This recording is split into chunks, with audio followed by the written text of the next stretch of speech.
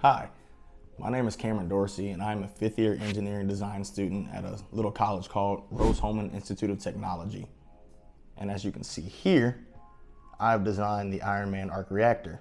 I'm very proud of this design. It took me about a month and a half to create the whole thing, and I have started this video series teaching you guys how I made it and how you can make it yourself.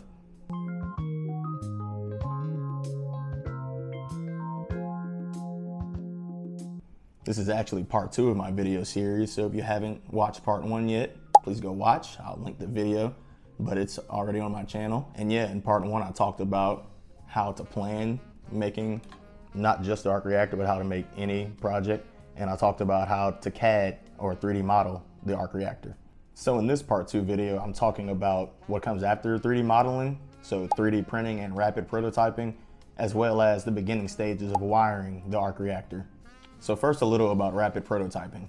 Rapid prototyping is exactly what it's described as, rapid prototyping, AKA you 3D model in SolidWorks on your computer, and then you 3D print it.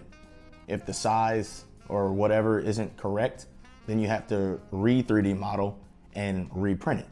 It is a long process. If you make it a long process, if you're very good at calculations, like I was not, then it could be a very simple and quick process, but mine wasn't. I had to print and reprint the Arc Reactor, or the pieces of the Arc Reactor. There's 3 different pieces, so I had to print each one about, let's say an average of, let's say 7 times, which in the grand scheme of things really isn't that much because it doesn't take long to print each piece. The longest it took to print was like the outer frame here, and that was about an hour and a half. So multiplying an hour and a half by 7 and you've got yourself a full day's worth of rapid prototyping and 3D printing. So the process involved was printing, making sure my LED ring light, my Raspberry Pi, and my Circuit Playground Express fit within the frame that I'm printing. And then once it inevitably didn't fit, I had to go back, remeasure, and reprint until eventually everything fit. So as you can see here, we have the outer frame, the big ring around. We have the inner frame with the screws in them. And then we have this clear ring that the LEDs are shining through. So that's the 3 different parts I needed to print, resize, and rapid prototype. And they all eventually worked out. And next up is the wiring. I can't really show the wiring here right now because it's all internal. I'd have to take it apart, but that's why I have videos showing how I wired it that I should be showing off as we speak. But yeah, figuring out how to wire wasn't the most difficult. I started off with a micro USB in mind because that's what powers the Raspberry Pi inside. That's the main power source. But I also considered wireless charging, in which case I bought wireless charging coils, and that leads to my first problem I ran into. I checked the voltage and made sure that the voltage matched the Raspberry Pi to the wireless charging coils, but I did not check the amperage or the current. Therefore, it got the proper voltage, but the current wasn't high enough, and therefore the wireless charging capabilities didn't work, unfortunately. I'm gonna try to include that in Model 2, so stay tuned. But yeah, the micro USB worked just fine. The micro USB also helps with data and, you know, actually controlling the Raspberry Pi built into the Arc Reactor. So I can plug in the micro USB and then actually pull up the terminal that is actually controlling what's going on in the Raspberry Pi.